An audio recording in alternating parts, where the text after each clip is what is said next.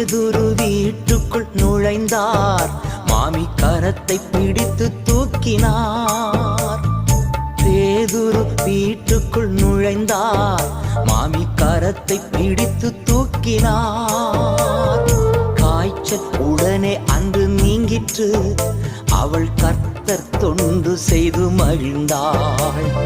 காய்ச்சல் உடனே அன்று நீங்கிற்று, அவள் கர்த்தர் தொண்டு செய்து மகிழ்ந்தாள். யெகோவா ராஃபா இன்றும் வாழ்கிறார். சுகம் தரும் தெய்வம் இயேசு சுகம் இன்று தருகிறார்.